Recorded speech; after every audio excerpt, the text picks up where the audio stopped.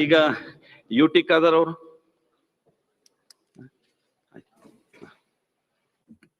ಸನ್ಮಾನ್ಯ ಸಭಾಧ್ಯಕ್ಷರೇ, 15ನೇ ವಿಧಾನಸಭೆಯ ಕೊನೆಯ ದಿವಸದಲ್ಲಿ ನಾವು ಇವತ್ತು ಇದ್ದೇವೆ. ಬಹುಶಃ ಈ ಒಂದು ಕೊನೆಯ ದಿವಸ ಸಾಧಾರಣವಾಗಿ ನನ್ಗೆ ಗೊತ್ತಿಲ್ಲ, ಕೆಲವರು ಕೊನೆಯ ದಿವಸ ಆಗಿದೆ, ಏನಾಗ್ತದೆ ಯಾವುದಂತ ಆಲೋಚನೆ ಇರ್ಬೋದು. ಆದ್ರೆ ನಾನು ಅತ್ಯಂತ ಸಂತೋಷದಿಂದ ಇದ್ದೇನೆ, ಅತ್ಯಂತ ಸಮಾಧಾನದಿಂದ ಇದ್ದೇನೆ ಮತ್ತು ಅತ್ಯಂತ ನೆಮ್ಮದಿಯಿಂದ ಇದ್ದೇನೆ.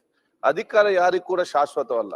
ಅಧಿಕಾರ ಬರ್ತದೆ, ಅಧಿಕಾರ ಹೋಗ್ತದೆ. ಎಷ್ಟೋ ಜನ ಬಂದಿದ್ದಾರೆ ಹಿಂದೆ, ಎಷ್ಟು ಜನ ಹೋಗಿದ್ದಾರೆ. ಮುಂದೆ ನಾವೆಲ್ಲವೂ ಕೂಡ ಒಂದಲ್ಲ ಒಂದು ದಿವಸ ಹೋಗಿ ಹೊಸೊಬ್ಬರು ಬರಲೇಬೇಕು.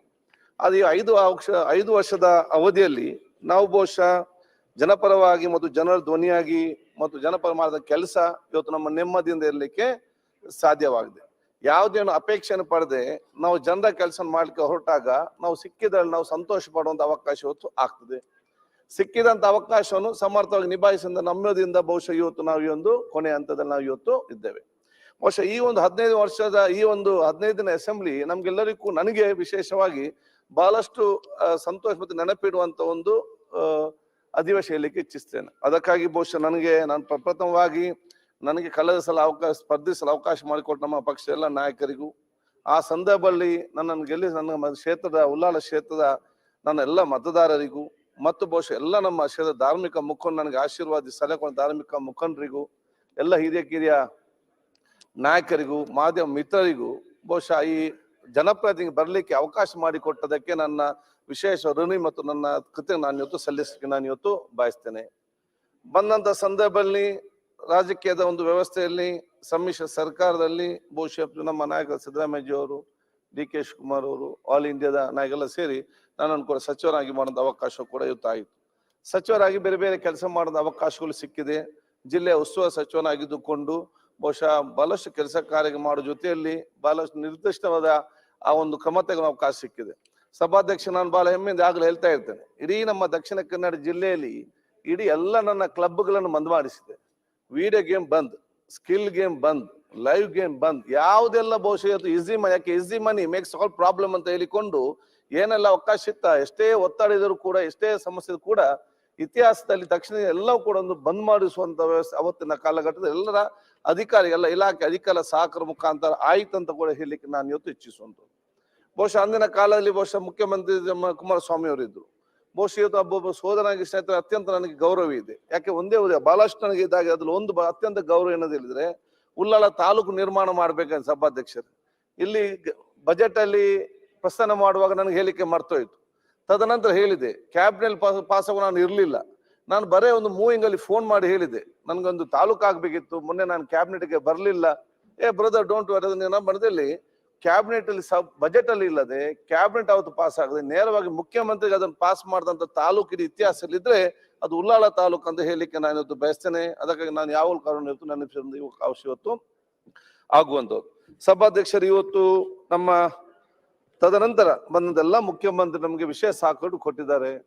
ನಮ್ಮ ಈಗಿನ ನಮ್ಮ ಮುಖ್ಯಮಂತ್ರಿ ಬೊಮ್ಮಾಯಿ ಸಾಹೇಬರು ಕೂಡ ನಮಗೆ ಕೊಟ್ಟಂತ ಸಹಕಾರ, ಯಡಿಯೂರಪ್ಪ ಅವರು ಕೊಟ್ಟಂತ ಸಹಕಾರ, ಬಹುಶಃ ನಾವು ನಮ್ಮ ಕ್ಷೇತ್ರ ಜನರ ಪರ, ನಾವು ವೈಯಕ್ತಿಕವಾಗಿ ಯಾವುದೇ ಒಂದು ಅರ್ಜಿ ತಕೊಂಡು ಹೋಗ್ಲಿಲ್ಲ. ಏನಿದ್ರು ಕೂಡ ಕ್ಷೇತ್ರ ಜನರ ಪರವಾಗಿ ಇವತ್ತು ಕೇಳುವಂತ ವಿಚಾರ ಇವತ್ತು ಆಗಿದೆ. ಸನ್ಮಾನ್ಯ ಸಿದ್ದರಾಮಯ್ಯ ಅವರು ಮುಖ್ಯಮಂತ್ರಿ ಆಗಿದ್ದಾಗಲೂ ಕೂಡ ನಮ್ಗೆ ಬೇಕಾದಂತ ಎಲ್ಲ ಅವಕಾಶಗಳನ್ನು ಕೊಡುವಂತ ಅವಕಾಶ ಇತ್ತು. ಬಹುಶಃ ಇವತ್ತು ಅಧಿಕಾರದ ಸಂದರ್ಭದಲ್ಲಿ ಕೂಡ ಅದು ಪ್ರಜಾಪ್ರಭುತ್ವ ವ್ಯವಸ್ಥೆ, ಅಧಿಕಾರ ಬದಲಾವಣೆ ಆಗಿದೆ. ಆ ಸಂದರ್ಭದಲ್ಲಿ ಬಹುಶಃ ಇವತ್ತು ನಾವು ಇಲ್ಲಿ ನಿಂತರೂ ಕೂಡ ನನ್ನ ಮೇಲೆ ಬಹುಶಃ ಇವತ್ತು ನಾನು ಮೊನ್ನೆ ಮುಖ್ಯಮಂತ್ರಿ ಮುಂಬೈಯನ್ನು ಯಾಕೆ ನೆನೆಸ್ಬಿಡ್ತೀನಿ ಅಂತ ಹೇಳಿದ್ರೆ, ನನ್ನ ಮೇಲೆ ಥ್ರೆಟ್ ಇತ್ತು, ನನಗೆ ಬೇರೆ ಬೇರೆ ರೀತಿಯಿಂದ ಡೇಂಜರ್ ಇದೆ ಅಂತ ಹೇಳಿ ಇಂಟೆಲಿಜೆನ್ಸ್ ಮಾಹಿತಿ ಬಂದಾಗ ನಾನು ಪ್ರೊಟೆಕ್ಷನ್ ಕೇಳಲಿಲ್ಲ, ನಾನು ಬೇಡ ಅಂತ ಹೇಳಿದೆ. 2ನೇ ಸಲವೂ ಕೂಡ ಅದು ಮಾಧ್ಯಮದಲ್ಲಿ ಬಂದಾಗ ಈ ರೀತಿ ತನಿಖೆ ಗೊತ್ತಾಗಿದೆ ಅಂತ ಹೇಳಿದಾಗ ನನಗೆ ಫೋನ್ ಮಾಡಿ ಜೋರ್ ಮಾಡಿದ್ರು, ಇದ್ರಲ್ಲಿ ತಮಾಷೆ ಆಡಬೇಡ, ಯು ಹ್ಯಾವ್ ಟು ಟೇಕ್ ಅಂತ ಹೇಳಿ ನನಗೆ ಬೇಕಾಗುವಂತ ಸೆಕ್ಯೂರಿಟಿ ಕೊಟ್ಟು ನಾನು ಇವತ್ತು ನಿರ್ಭಯವಾಗಿ ರಾಜ್ಯ ಉದ್ದಗಲೂ ಕೂಡ ಜನರ ಕೆಲಸ ಮಾಡಿಕೊಂಡ ಅವಕಾಶವನ್ನು ಯಾವ್ದು ವಿಚಾರ ನೋಡಿಕೊಟ್ಟು ನಾವು ಕೂಡ ಮರಳಿಕ್ಕೆ ಇವತ್ತು ಸಾಧ್ಯ ಇಲ್ಲ ಸಭಾಧ್ಯಕ್ಷರು. ಆದ ಕಾರಣ ಬಹುಶಃ ಈ ಒಂದು ಅಸೆಂಬ್ಲಿ ಬರೀ ನಮ್ಮ ಜನಪರವಾಗಿರುವಂತ ಕೆಲಸ ಮಾಡ್ಲಿಕ್ಕೆ ಮಾತ್ರ ಅಲ್ಲ, ಅಥವಾ ಜನಪರ ಯೋಜನೆ ರೂಪಿಸ್ಲಿಕ್ಕೆ ಮಾತ್ರ ಅಲ್ಲ. ಈ ಒಂದು ಅಸೆಂಬ್ಲಿ ಎಲ್ಲ ನಮ್ಮ ಸಂಸ್ಕೃತಿ ಮತ್ತು ನಮ್ಮೊಂದು ಸಿಸ್ಟಮ್ ಏನಿದೆಯಾ ಅದನ್ನು ಯುವ ಜನಾಂಗಕ್ಕೆ ವರ್ಗಾಯಿಸುವ ಅವಕಾಶ ಅಂತ ಹೇಳಲಿಕ್ಕೆ ನಾನು ಇವತ್ತು ಬಯಸ್ತೇನೆ. ಇವತ್ತು ನಾವು ಮಾಡೋದೆಲ್ಲ ವಿಚಾರಗಳನ್ನು ನೋಡಿಕೊಂಡು ಯುವ ಜನಾಂಗ ಕಲ್ತುಕೊಂಡು ಮುಂದಿನ ದಿನಗಳಲ್ಲಿ ಅವರವರ ವ್ಯಕ್ತಿತ್ವ ರೂಪಿಸಿಕೊಳ್ಳುವಂತ ಅವಕಾಶ ಆಗ್ತದೆ.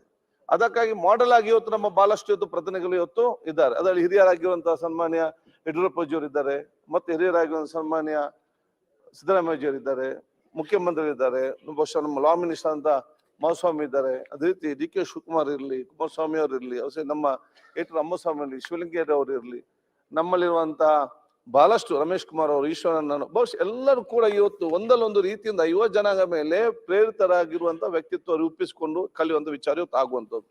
ಇವತ್ತಿನ ರಾಜ್ಯದ ಪರಿಸ್ಥಿತಿ ಅಷ್ಟು ಸುಲಭ ಇಲ್ಲ. ಇಂದಿನ ಪರಿಸ್ಥಿತಿ ಆಗಿ ಈಗಲ್ಲ. ನಮ್ಮ ಬಹಳ ಕಷ್ಟಕಾಲದ ಒಂದು ಪರಿಸ್ಥಿತಿ ನಾವಿದ್ದೇವೆ. ಯಾಕಂತ ಹೇಳಿದ್ರೆ ನಮ್ಮ ಹಿಂದೆ ಮಾಡಿದಂತಹ ರಾಜಕೀಯದವರ ಗೌರವವನ್ನು ಕೂಡ ನಾವು ಉಳಿಸ್ಕೊಳ್ಬೇಕು. ಈಗಿನ ಪರಿಸ್ಥಿತಿಗೆ ಅನುಗುಣವಾಗಿ ನಾವು ನಾವು ಆ ಸಿಸ್ಟಮ್ ಅಲ್ಲಿ ಕೂಡ ಇರ್ಬೇಕು. ಈ ಎರಡನ್ನು ಕೂಡ ತೂಗಿಸಿಕೊಂಡು ಹೋಗ್ಬೇಕು. ನಾವೇನಾದ್ರೂ ಹಿಂದಿನ ಸಿಸ್ಟಮ್ ಅಲ್ಲಿ ಇದ್ರೆ ಅಂತ ಹೇಳಿದ್ರೆ ಈಗ ಯಾರು ಕೂಡ ಯಶಸ್ವಿ ಆಗ್ಲಿಕ್ಕೆ ಸಾಧ್ಯ ಇಲ್ಲ. ಎಲ್ಲವೂ ಕೂಡ ಈಗಿನ ಪರಿಸ್ಥಿತಿ ನಾವು ಹೋದ್ರೆ ಅವರ ಮರ್ಯಾದೆಯನ್ನು ಉಳಿಸ್ಲಿಕ್ಕೂ ಸಾಧ್ಯ ಇಲ್ಲ. ಸೊ ಅವರ ಗೌರವವನ್ನು ಉಳಿಸಬೇಕು. ಈಗಿರುವಂತ ವಾತಾವರಣಕ್ಕೆ ಹೋಗುವಂತ ಕಷ್ಟಕಾಲದ ರಾಜಕೀಯ ಸನ್ನಿವೇಶದಲ್ಲಿ ಇವತ್ತು ನಮ್ಮ ರಾಜ್ಯಕ್ಕೆ ಮೊದಲು ಸಾಮಾಜಿಕ ಕೆಲಸ ಮಾಡಿಕೊಂಡು ಬರುವಂತ ಒಂದು ವಿಚಾರ ಇವತ್ತಾಗಿದೆ. ಆದ್ರೆ ನಾನು ಯಾವಾಗಲೂ ಹೇಳ್ತೇನೆ, ನಮ್ಮ ರಾಜಕಾರಣಿಗಳನ್ನು ಅಧಿಕಾರಿಗಳು ಬೇರೆ ಬೇರೆ ಸಂಘ ಸಂಸ್ಥೆಗಳು ಮಾಧ್ಯಮದವರು ಬೇರೆ ದೂಷಿಸಬಹುದು. ಆದ್ರೆ ನಮ್ಮ ರಾಜಕಾರಣಿಗಳಿಂದ ಈ ಎಲ್ಲ ನಮ್ಮ IAS ಅಧಿಕಾರಿಗಳಿಂದ ತನ್ನ ಅಧಿಕಾರಿಗಳು ಮತ್ತು ನಮ್ಮ ಸಂಘ ಸಂಸ್ಥೆಯವರು ಇನ್ನಿತರರು ಬಹಳಷ್ಟು ಕಲೀಲಿಕ್ಕೆ ಇದೆ. ಅದು ಏನ್ ಕಲೀಲಿಕ್ಕೆ ಇದೆ ಅಂತ ಹೇಳಿದ್ರೆ, ನಾವು ಬಹುಶಃ ಇಲ್ಲಿ ಕೂತ್ಕೊಂಡು ನಾವು ಎಷ್ಟೇ ಗಲಾಟೆ ನಾವು ಮಾಡ್ಬೋದು, ನಾವು ಎಷ್ಟೇ ಆರೋಪ ಪ್ರತ್ಯಾರೋಪ ನಾವು ಮಾಡ್ಬೋದು, ನಾವು ಎಷ್ಟೇ ಗಲಾಟೆ ಇವತ್ತು ಆಗ್ಬೋದು. ಮತ್ತೆ ನಾವು ಇಲ್ಲಿಂದ ಹೊರಗೆ ಹೋದ ತಕ್ಷಣ ನಾವೆಲ್ಲ ಭುಜಕ್ಕೆ ಭುಜ ಕೊಟ್ಟು ನಾವೆಲ್ಲ ಸೋದರ ಅಂತ ಹೇಳಿಕೊಂಡು ಭಾವನೆ ನಮ್ಗೆ ಯಾವ್ದು ಮನಸ್ಸಿನಲ್ಲಿ ಯಾವ್ದು ಕೂಡ ಇಲ್ಲ. ಈ ಅಧಿಕಾರಿಗಳ ಪ್ರಶ್ನೆ ಏನು, ಏನಾದ್ರು ಮನಸ್ಸಿಗೆ ಹೇಳಿದ್ರೆ ಅದನ್ನ ನೆನಪಿಟ್ಟಿಟ್ಟು ಆಗೋ ಕೆಲಸವು ಕೂಡ ಆಗದ ರೀತಿ ಮಾಡ್ತಾರೆ. ಆದ ಕಾರಣ ಬಹುಶಃ ಇವತ್ತು ಯಾವುದೇ ನಮ್ಮ ಜನಪರವಾಗಿರುವ ಸಂದರ್ಭದಲ್ಲಿ ಕೆಲವೊಂದು ಹೆಚ್ಚು ಕಮ್ಮಿ ಬಂದಾಗ ಅದನ್ನ ಮನಸ್ಸಲ್ಲಿಟ್ಟುಕೊಂಡು ಜನರಿಗೆ ಬಹುಶಃ ಅದನ್ನ ಇಟ್ಕೊಂಡು ಹೋದ್ರೆ ಸರಿಯಲ್ಲ. ಅದ ಕಾರಣ ರಾಜಕಾರಣಿಗಳಿಂದ ಇದರಿಂದ ಅಧಿಕಾರಿಗಳು ನಮ್ಮ ರಾಜಕಾರಣಿಯಿಂದ ಕಲಿಲಿಕ್ಕೆ ಬಹಳ ಇದೆ ಅಂತ ನಾನು ಇವತ್ತು ಹೇಳಲಿಕ್ಕೆ ಬಯಸುವ ಸಭಾಧ್ಯಕ್ಷರೇ. ಈಗ ಬಹುಶಃ ಚುನಾವಣೆ ಸಂದರ್ಭ ನನ್ನ ಕಳಕಳಿ ವಿನಂತಿ ಏನಂತ ಹೇಳಿದ್ರೆ, ನಾವು ಯಾರು ಕೂಡ ದ್ವೇಷ ಸಮಾಜ ನಾವು ಇವತ್ತು ನಿರ್ಮಾಣ ಮಾಡಬಾರ್ದು. ಇದರಿಂದ ಯಾವುದೇ ಕೂಡ ಇವತ್ತು ಪ್ರಯೋಜನ ಇಲ್ಲ. ದ್ವೇಷ ಮುಕ್ತ ಮತ್ತು ದುಷ್ಟ ಮುಕ್ತ ಸಮಾಜ ಅದು ನಮ್ಮ ಎಲ್ಲ ರಾಜಕೀಯ ಪಕ್ಷಗಳ ಮುಖ್ಯ ಗುರಿ ಆಗುವಂತ ವಿಚಾರ ಇವತ್ತು ಆಗ್ಬೇಕಂತ ಹೇಳಲಿಕ್ಕೆ ನಾನು ಇವತ್ತು ಬಯಸ್ತೇನೆ. ನಾವೆಲ್ಲವೂ ಕೂಡ ಮಾಡಿ ನಾವು ನೆಮ್ಮದಿಯಿಂದ ಇಲ್ಲದಿದ್ರೆ ಅದು ಏನು ಪ್ರಯೋಜನ ಅಂತ ನಾವು ಹೇಳಲಿಕ್ಕೆ ನಾನು ಇವತ್ತು ಇಚ್ಛಿಸುವಂಥದ್ದು. ಆದ ಕಾರಣ ಈ ಒಂದು ಚುನಾವಣಾ ಸಂದರ್ಭದಲ್ಲಿ ಬಹುಶಃ ಎಲ್ಲ ಹಿರಿಯರ ಮಾರ್ಗದರ್ಶನದಲ್ಲಿ ದ್ವೇಷ ಮುಕ್ತವಾದ ಒಂದು ಚುನಾವಣೆಯನ್ನು ನಾವು ಮುಂದೆ ನಿಂತು ಹೋಗುವಂತ ವಿಚಾರ ಇವತ್ತು ಆಗ್ಬೇಕಂತ ಕೂಡ ಹೇಳಲಿಕ್ಕೆ ನಾನು ಇವತ್ತು ಇಚ್ಛಿಸ್ತೇನೆ ಸಭಾಧ್ಯಕ್ಷರೇ. ಆದ ಕಾರಣ ಬಹುಶಃ ಈಗಾಗಲೇ ಮನೆ ಮುಖ್ಯಮಂತ್ರಿಗಳು ಪಾರ್ಲಿಮೆಂಟ್ ಮಾಧುಸ್ವಾಮಿ ಅವರು ಮತ್ತು ಯಡಿಯೂರಪ್ಪಜಿ ಬಹುಶಃ ಸ್ಪೀಕರ್ ತಮ್ಮ ಬಗ್ಗೆ ವಿಷಯ ಹೇಳಿದ್ದಾರೆ. ನಾನು ಕೂಡ ಎಲ್ಲರ ಪರವಾಗಿ ನಮ್ಗೆ ಅತ್ಯಂತ ಸಂತೋಷ. ಬಹುಶಃ ತಾವು ಸಭಾಧ್ಯಕ್ಷ ಸ್ಥಾನದಲ್ಲಿ ಕೂತ್ಕೊಂಡು ಬಹುಶಃ ನೀವು ನಿಭಾಯಿಸಿದ ರೀತಿ ನಮ್ಗೆಲ್ಲರಿಗೂ ಕೂಡ ಒಂದು ಮಾರ್ಗದರ್ಶನ ಮತ್ತೊಂದು ಪ್ರೇರಣೆ ಮತ್ತು ನಮ್ಗೆ ಕಲೀಲಿಕ್ಕೆ ಬಹಳಷ್ಟು ಇದೆ ಅಂತ ಹೇಳಲಿಕ್ಕೆ ಇಚ್ಛಿಸುವಂಥದ್ದು. ಕೆಲವೊಮ್ಮೆ ನಿಮ್ಮ ಕೋಪ ಬರ್ತದೆ, ಕೆಲವೊಮ್ಮೆ ಗಡಿ ಟೆನ್ಷನ್ ಆಗ್ತದೆ, ಇಲ್ಲ ಅಂತ ಹೇಳುದಿಲ್ಲ. ಅದು ನಿಮ್ಮ ಮಿಸ್ಟೇಕ್ ಅಲ್ಲ, ಆ ಕುರ್ಚಿಯ ಮಿಸ್ಟೇಕ್. ಅಲ್ಲಿ ಕುರ್ಚಿಯಲ್ಲಿ ಕೂತು ಯಾರು ಕೂಡ ಪರಿಸ್ಥಿತಿಯಲ್ಲಿ ಇದ್ದೇ ಇರ್ತಾರೆ. ನಾವು ಚರ್ಚೆ ನಾವು ನಮ್ಮ ಪಕ್ಷಗಳಿಗೆ ಚರ್ಚೆ ಮಾಡ್ತೇವೆ. ಕೆಲವೊಮ್ಮೆ ಕೋಪ ಬರ್ತದೆ, ಇಲ್ಲ ಅಂತ ಹೇಳಿಕ್ಕೆ ಆಗುದಿಲ್ಲ. ಯಾಕಂದ್ರೆ ಆ ಪರಿಸ್ಥಿತಿ ಆ ಚೇರಲ್ಲಿ ಕೂತ್ಕೊಂಡವರ ಕಷ್ಟ ಅವರಿಗೆ ಗೊತ್ತು. ಇದೇನಾಗಿ ಸಭಾಧ್ಯಕ್ಷರೇ, ಕ್ರಿಕೆಟ್ ಆಡುವಾಗ ಈ ಕೂತ್ಕೊಂಡ್ರೆ ಎಂತ ಕ್ಲಾಪ್ ಹೊಡಿಯುವುದು ಬಡಿಯುವುದು ಅಂತ ಕೆಲವರು ಬೈಯುದು, ಈ ಬ್ಯಾಟ್ ಹಿಡಿದವನಿಗೆ ಅವನ ಕಷ್ಟ ಗೊತ್ತು ಎಂತ ಪರಿಸ್ಥಿತಿ ಅಂತ ಹೇಳಿ.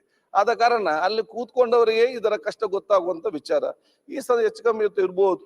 ಇವತ್ತು ನಮ್ಗೆ ನೀವು ಬಹಳಷ್ಟು ಅವಕಾಶ, ನಮ್ಮ ಕಡೆಗೆ ಬಹಳಷ್ಟು ಅವಕಾಶ ಕೊಟ್ಟಿದ್ದೀರಿ, ಇಲ್ಲ ಅಂತ ಹೇಳುದಿಲ್ಲ.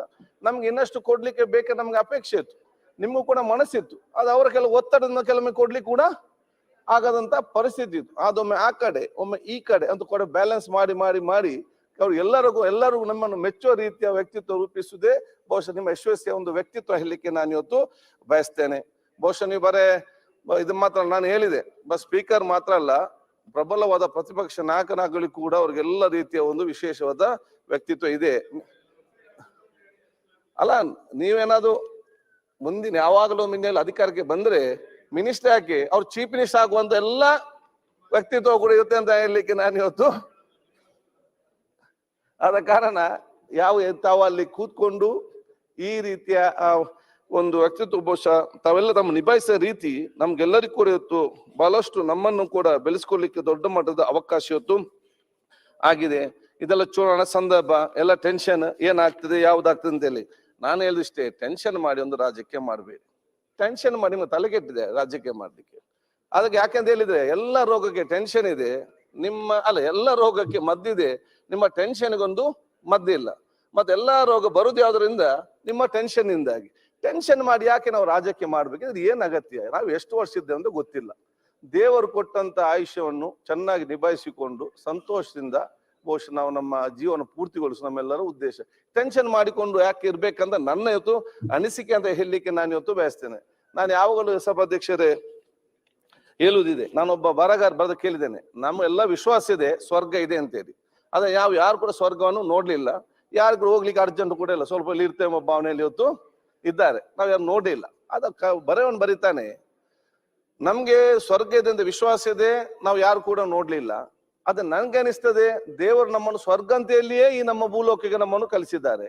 ನಾವು ಮತ್ತೆ ಏನ್ ಮಾಡ್ತೇವೆ ಅಂತ ಹೇಳಿದ್ರೆ ಇಂದಿನೆಲ್ಲ ಟೆನ್ಷನ್, ಇನ್ನು ಮುಂದಿನ ಭಯ ನಮ್ಮ ತಲೆಯಲ್ಲಿ ಇಟ್ಕೊಂಡು ಈ ಸ್ವರ್ಗವನ್ನು ನರಕವನ್ನಾಗಿ ಮಾಡೋದ ಪರಿಸ್ಥಿತಿಯಲ್ಲಿ ನಾವು ಇವತ್ತು ಇರುವಂತ ವಿಚಾರ ಇವತ್ತು ಆಗಿದೆ. ಆದ್ರೆ ಟೆನ್ಷನ್ ಮಾಡಿ ರಾಜಕೀಯ ಕೂಡ ಮಾಡಿ ಪ್ರಯೋಜನ ಇಲ್ಲ. ನಾನ್ ನಿಮ್ಗೆಲ್ಲ ಏನು ಶುಭಾಶಯ ಸಲ್ಲಿಸ್ತ ಅಂತ ಹೇಳಿದ್ರೆ, ನಿಮ್ಗೆ ಏನಾದ್ರೂ ಕೂಡ ದೇವರು ನೆಮ್ಮದಿ ಮತ್ತು ಸಂತೋಷ ಇರುವಂತ ವಾತಾವರಣದ ಯಾವ್ದು ಬೇಕಾದ್ರೂ ಕೊಡ್ಲಿ. ಅದು ಗೆಲುವಿನಲ್ಲೇ ನನಗೆ ಸಂತೋಷ ಇರ್ಲಿಕ್ಕೆ ಆಗುದಿಲ್ಲ, ಅದು ಸೋಲಿನಲ್ಲೇ ನೋವಿನಲ್ಲಿ ಇರ್ಲಿಕ್ಕೆ ಆಗುದಿಲ್ಲ. ಗೆಲುವು ನನಗೆ ಸಂತೋಷ ಇರ್ಬೋದು, ಅಥವಾ ಬೇಸರ ಇರ್ಬೋದು, ಅಥವಾ ನಮ್ಮ ಸೋಲಿನಲ್ಲಿ ನನಗೆ ಸಂತೋಷ ಇರ್ಬೋದು. ಸೊ ನಮ್ಗೆ ಇಲ್ಲ, ದೇವರು ಸಂತೋಷ ಮತ್ತು ನೆಮ್ಮದಿ ಏನಿದೆಯಾ ಆ ಒಂದು ಪರಿಸ್ಥಿತಿ ನಿಭಾಯಿಸುವಂತ ಕೆಲಸ ನಮ್ಗೆ ದೇವರು ಕೊಡ್ಲಿ ಅಂತ ಹೇಳಿ ನಾನು ಬಹುಶಃ ಹೇಳಲಿಕ್ಕೆ ನಾನು ಇವತ್ತು ಇಚ್ಛಿಸುವಂತದ್ದು. ಅದಕ್ಕೆ ನಾವು ಈ ಒಂದು ನಮ್ಮ ವಿಧಾನಸಭೆಯಲ್ಲಿ ಬಹಳಷ್ಟು ನಾವು ಬಹುಶಃ ಇವತ್ತು ಟೀಕೆ ಮಾಡಿರ್ಬೋದು. ನಾವು ಬಹುಶಃ ಟೀಕೆ ಯಾಕೆ ಮಾಡ್ತೇವೆ ಅಂತ ಹೇಳಿ ಅದು ವ್ಯಕ್ತಿಗತ ಕಾರ್ಯ ಯಾವ್ದಂಟು ಟೀಕೆ ನಾವು ಮಾಡ್ಲಿಲ್ಲ. ಜನಪರವಾಗಿ ಜನರಿಗೆ ಬೇಕಾಗುವಂತ ಕೆಲ ಯೋಜನೆಗಳನ್ನು ಕೈ ಬಿಟ್ಟಾಗ, ಅನುಷ್ಠಾನ ಮಾಡದಿದ್ದಾಗ, ಅಸಮ ನಿಭಾಯಿಸದಿದ್ದಾಗ ಮಾಡಿರ್ಬೋದು. ಇಂದಿರಾ ಕ್ಯಾಂಟೀನ್ ಅಂತ ವಿಚಾರ ಇರ್ಲಿ, ರೇಷನ್ ಕಾರ್ಡ್ ನಂತ ವಿಚಾರ ಇರ್ಲಿ, ಮನೆಗೆ ಸಿಕ್ಕದಂತ ವಿಚಾರಗಳಿರ್ಲಿ, ಇನ್ನಿತರ ಕೆಲವು ಜನರಿಗೆ ಟೆನ್ಷನ್ ಬಂದು ನೋವಿನಲ್ಲಿರುವಂತಹ ಪರಿಸ್ಥಿತಿ ಏನಿದೆಯಾ ಅವರ ನೋವನ್ನು ಇಲ್ಲಿ ನಾವು ಬಹುಶಃ ಪ್ರತಿಬಿಂಬಿಸುವ ವಿಚಾರ ಆಗಿದೆ ಹೊರತು ಬೇರೆ ಯಾವುದೇ ವಿಚಾರಗಳು ಕೂಡ ನಮ್ಮ ಇವತ್ತು ಬರ್ಲಿಕ್ಕೆ ಇವತ್ತು ಸಾಧ್ಯವಾಗ್ಲಿ ಅಂತ ಹೇಳಲಿಕ್ಕೆ ಇವತ್ತು ಇಚ್ಛಿಸಿ ಸಭಾಧ್ಯಕ್ಷರೇ. ಆದ ಕಾರಣ ಬಹುಶಃ ನಾವೆಲ್ಲರೂ ಕೂಡ ಅತ್ಯಂತ ಸಂತೋಷದ ಒಂದು ವಾತಾವರಣ ನಿರ್ಮಾಣ ಮಾಡೋ ಅವಕಾಶ ನಾವು ಇವತ್ತು ಮಾಡುವ. ಬಹುಶಃ ನಾನು ಈಗಾಗಲೇ ಹೇಳಿದಾಗೆ ಈ ಒಂದು ಮುಂದಿನ ದಿನಗಳಲ್ಲಿ ಅತ್ಯಂತ ಸಂತೋಷದ ಒಂದು ಸಮಾಜ, ಅಭಿವೃದ್ಧಿಯ ಕರ್ನಾಟಕ, ಬಲಿಷ್ಠವಾದ ಭಾರತ ನಿರ್ಮಾಣ ಮಾಡ್ಲಿಕ್ಕೆ ಏನೆಲ್ಲ ಆಗ್ಬೇಕಾ ಅದೆಲ್ಲವೂ ಕೂಡ ನಾವು ಮಾಡಿಕೊಂಡು ಹೋಗುವಂತ ವಿಚಾರ ಇವತ್ತು ಆಗ್ಬೇಕಂತ ಹೇಳಿಕ್ಕೆ ನಾನು ಇವತ್ತು ಇಚ್ಛಿಸುವಂಥದ್ದು. ಇವತ್ತು ಬಹುಶಃ ಬಹಳಷ್ಟು ಇನ್ನು ನಮ್ಮ ಮಿತ್ರರೆಲ್ಲ ಕೂಡ ಇವತ್ತು ಮಾತಾಡ್ಲಿಕ್ಕೆ ಇವತ್ತು ಇದ್ದಾರೆ. ನಾನು ಬಹುಶಃ ಇವತ್ತು ಅವಕಾಶ ನಮ್ಮ ಡೆಪ್ಯೂಟಿ ಹೌಸ್ ಲೀಡರ್ ಆಗಿ ಅವಕಾಶ ಮಾಡಿಕೊಟ್ಟಂತ ನಮ್ಮ ಲೀಡರ್ ಅಂತ ಸಿದ್ದರಾಮಯ್ಯಜಿಯವರಿಗೂ ಮತ್ತು ಪಕ್ಷಾಧ್ಯಕ್ಷ DK ಶಿವಕುಮಾರ್ ಅವರಿಗೂ ಮತ್ತೆಲ್ಲ ನಮ್ಮ ರಾಷ್ಟ್ರೀಯ ನಾಯಕರಿಗೂ ಕೂಡ ಸಣ್ಣ ವಯಸ್ಸಿನಲ್ಲಿ ನನಗೆ ಎಲ್ಲ ರೀತಿಯ ಉತ್ತಮವಾದ ಅವಕಾಶವನ್ನು ಇವತ್ತು ನಮಗೆ ಪಕ್ಷ ಮತ್ತು ಎಲ್ಲ ನಮ್ಮ ನಾಯಕರು ಕೊಡುವ ವಿಚಾರ ಇವತ್ತು ಆಗಿದೆ. ಯಾವುದನ್ನು ಕೂಡ ನಾವು ಇವತ್ತು ಮಾಡಲಿಕ್ಕೆ ಇವತ್ತು ಸಾಧ್ಯವಿಲ್ಲ. ಈ ಒಂದು ವಿಧಾನಸಭೆ ಬಹುಶಃ ಅತ್ಯಂತ ಗೌರವಪೂರಿತವಾದ ಕರ್ನಾಟಕ ರಾಜ್ಯದ ಸರ್ವ ಜನರ ಗೌರವ ಉಳಿಸುವಂತ ಒಂದು ವಿಧಾನಸಭೆಯಾಗಿ ಮುಂದಿನ ದಿನ ಬರುವಂತ ಅವಕಾಶ ಇವತ್ತು ಆಗ್ಲಿ ಅಂತ ನಾನು ಹೇಳಿಕೊಂಡು, ನಾನೆಲ್ಲ ಜನಸಾಮಾನ್ಯರಿಗೆ ಹೇಳುದಿಷ್ಟೇ, ದಯವಿಟ್ಟು ರಾಜಕೀಯಕ್ಕಾಗಿ ನೀವು ಹೊಡೆದಾಡ್ಲಿಕ್ಕೆ ಹೋಗ್ಬೇಡಿ. ಸಮಾಜದ ಗಾಮಟ್ಟದ ಯಾರು ಕೂಡ ಇವತ್ತು ಕಚ್ಚಾಟ ಮಾಡಬೇಡಿ. ತಾವು ಮತ್ತೆ ಯಾರು ಬೇಕಾದ್ರೂ ಕೊಡ್ಲಿ, ಅದು ತಾವು ಒಂದು ಪ್ರೀತಿ ವಿಶ್ವಾಸ ಸೋದರ ಬಾಂಧವ್ಯ ಏನಿದೆಯಾ ರಾಜಕೀಯಕ್ಕೋಸ್ಕರ ನಿಮ್ಮ ಸ್ನೇಹನ ಕಲಿಕೊಳ್ಳಿಕ್ಕೆ ಯಾರು ಕೂಡ ಹೋಗುವಂತ ಅವಕಾಶ ಆಗ್ಬಾರ್ದು. ರಾಜಕೀಯಕ್ಕೋಸ್ಕರ ವಾತಾವರಣ ಬಹುಶಃ ವಿಪದ ಮಾಡ್ಲಿಕ್ಕೆ ಕೂಡ ಇವತ್ತು ಹೋಗ್ಬಾರ್ದು ಅಂತ ಹೇಳಿ ನಾನೊಬ್ಬ ಪ್ರತಿನಿಧಿಯಾಗಿ, ಒಬ್ಬ ಸೋದರನಾಗಿ ಬಹುಶಃ ನಿಮ್ಮೆಲ್ಲರಿಂದಲೂ ಕೂಡ ಇಲ್ಲಿಂದ ಇಡೀ ರಾಜ್ಯದ ಜನತೆಗೆ ನನ್ನ ಸಂದೇಶ ಕೊಡ್ಲಿಕ್ಕೆ ಬಯಸಿ, ಇದು ನಮ್ಮ ಪಕ್ಷದ ಸಂದೇಶ ಅಂತ ಕೂಡ ಹೇಳಲಿಕ್ಕೆ ನಾನು ಇವತ್ತು ಬಯಸ್ತೇನೆ. ಮತ್ತೊಮ್ಮೆ ತಮಗೆ ನನ್ನ ವಿಶೇಷವಾದ, ನನ್ನ ಸ್ಪೆಷಲಿ ನೀವೆಲ್ಲರೂ ಒಂದೇ ರೀತಿಯ ನೋಡಿದ್ದೀರಿ, ನನ್ನ ಸ್ವಲ್ಪ ಜಾಸ್ತಿ ಪ್ರೀತಿಯಿಂದ ಕೂಡ ನೋಡಿದ್ದೀರಿ. ನನ್ನ ಜಾಸ್ತಿ ಪ್ರೀತಿ ನೋಡಿದ ಕೆಲವರು ಕೇಳಿದ್ರೆ ಯಾಕೆ ನೀವು ಜಾಸ್ತಿ ಮಾತಾಡಲಿ ಕೂರ್ತಿರೋದು ಕೇಳುವವರು ಕೂಡ ಇವತ್ತು ಇರುವಂತ ಅವಕಾಶ ಇವತ್ತು ಆಗಿ ಇಲ್ಲ ಅಂತ ಹೇಳುವುದಿಲ್ಲ. ಅದ ನಮ್ಮ ಪ್ರೀತಿ ವಿಶ್ವಾಸ ಶಾಶ್ವತವಾಗಿ ಇವತ್ತು ನೆಲೆ ನಿಲ್ಲಿ ಅಂತ ಹೇಳಿಕೊಳ್ತಾ, ಮತ್ತೊಮ್ಮೆ ಎಲ್ಲರಿಗೂ ಕೂಡ ಅದರಲ್ಲಿ ವಿಶೇಷವಾಗಿ ನಮ್ಮ ಲಾ ಮಿನಿಸ್ಟರ್ ಅವರ ಆ ಸರ್ಕಾರವನ್ನು ಅವ್ರು ನಿಭಾಯಿಸಂತ ರೀತಿ ಎಲ್ಲರಿಗೂ ಕೂಡ ಅದು ದೊಡ್ಡ ಮಟ್ಟದ ಒಂದು ವಿಚಾರ. ಮತ್ತೆ ನೇರಕ್ಕೆ ನೇರ ನಮ್ಮಲ್ಲಿ ಏನೋ ಒಂದೇ ಸಭಾಧ್ಯಕ್ಷರೇ, ಈಗಾಗಲೇ ನಾವೆಲ್ಲರೂ ಕೂಡ ನೇರಕ್ಕೆ ನೇರ ಮಾತಾಡದಿದ್ರೆ ಭವಿಷ್ಯ ದಿನ ಬಹಳಷ್ಟು ಕಷ್ಟಕರ ಪರಿಸ್ಥಿತಿ ಇವತ್ತು ಆಗ್ತದೆ. ನಾವು ಬರೇ ಫುಟ್ಬಾಲ್ ಆಡಿದ್ರೆ ನನಗೆ ಬಂದ ಜವಾಬ್ದಾರಿಯನ್ನು ನಾನು ಇನ್ನೂ ಕೊಟ್ಟು ಬಿಡುದು, ಅವನು ಇನ್ನೊಬ್ಬನಿಗೆ. ಜನ ಸುತ್ತಾಡದಲ್ಲಿ ಗೋಲ್ ಹೊಡ್ಲಿಕ್ಕೆ ಯಾರು ಕೂಡ ತಯಾರಿಲ್ಲ. ಆದ ಕಾರಣ ಇವತ್ತು ನಾವು ಫುಟ್ಬಾಲ್ ಆಡುವ ಬದಲು ನಿಂತು ಗೋಲ್ ಹೊಡುವಂತ ಕೆಲಸದ ಅಧಿಕಾರಿಗಳು ಮಾಡಬೇಕು. ಸೊ ಏನಾಗಿದೆ ಅಂತ ಹೇಳಿದ್ರೆ ತಲೆ ತಪ್ಪಿಸು, ನನಗೆ ಬಂದ್ರೆ ಏನಾಗ್ತದೆ ಅಂತ ಹೇಳಿ ಟಪ್ ಆ ಕಡೆ ಹಾಕಿದ್ವಿ, ಅಲ್ಲಿ ಹೋದಾಗ ಅವ್ನು ಈ ಕಡೆ. ಇದೇ ಅಲ್ಲದೆ ಫುಟ್ಬಾಲ್ ಆಡೋದು ಅಲ್ಲದೆ ನಿಂತು ಗೋಲ್ ಹೊಡೆದ ಕೆಲಸ ಅದು ನಾವು ಕೂಡ ಮಾಡಬೇಕು, ಅಧಿಕಾರಿಗಳು ಮಾಡಬೇಕು. ಸ್ಪಷ್ಟವಾಗಿ ಸತ್ಯತೆ ನೇರವಾಗಿ ಹೇಳಿದ್ರೆ ಜನ ಅದನ್ನು ಒಪ್ತಾರೆ. ಜನ ಅದನ್ನು ಯಾವ್ದು ಜನಕ್ಕೆ ವಿರುದ್ಧವಾಗಿದ್ರು ಕೂಡ ನಾವು ನೇರ ವಿಚಾರನ ಅವ್ರಿಗೆ ಹೇಳಿದ್ರೆ ಅವ್ರಿಗೆ ಒಪ್ತಾರೆ. ಕೆಲವೊಮ್ಮೆ ಬೈಬಹುದು, ಮತ್ತವ್ರಿಗೆ ಅರ್ಥ ಆಗ್ತಿಲ್ಲ ಅವ್ನು ಹೇಳಿದ ಕರೆಕ್ಟ್ ಅಂತೇಳಿ. ಆ ವ್ಯಕ್ತಿತ್ವವನ್ನು ಕೂಡ ನಾವೆಲ್ಲರೂ ಕೂಡ ಅವಶ್ಯ ಅದನ್ನು ಮೈಗೂಡಿಸಿಕೊಳ್ಬೇಕಂತ ನಾನು ಹೇಳಿಕೊಳ್ತಾ, ನಿಮ್ಗೆಲ್ಲರಿಗೂ ನನ್ನ ವಿಶೇಷವಾದ ನನ್ನ ಅಧ್ಯಕ್ಷ ಕೃತಜ್ಞತೆಗಳು. ಎಲ್ಲ ನಮ್ಮ ಮುಖ್ಯಮಂತ್ರಿ ಆಡಳಿತ ಪಕ್ಷದ ತಾವೆಲ್ಲ ನಮಗೆ ಸಹಕಾರ ಕೊಟ್ಟದಕ್ಕೆ, ಬಹುಶಃ ನಮ್ಮ ಜನತಾದಳದ ನಮ್ಮ ಮುಖ್ಯ ಕೊಲಿಗ್ಗೆ, ನಮ್ಮ ಪಕ್ಷದ ಎಲ್ಲ ಹಿರಿಯ ಮುಖಂಡರಿಗೆ ಒಬ್ಬ ಸಹೋದರನಾಗಿ ನನ್ನ ವಿಶೇಷವಾದ ಅಭಿನಂದನೆ ಶುಭಾಶಯ ನಾನು ಇವತ್ತು ಸಲ್ಲಿಸಿಕೊಂಡು ಮತ್ತೊಮ್ಮೆ ನನ್ನ ಕತೆ ನಾನು ಸಲ್ಲಿಸಲಿಕ್ಕೆ ಬಯಸ್ತೇನೆ.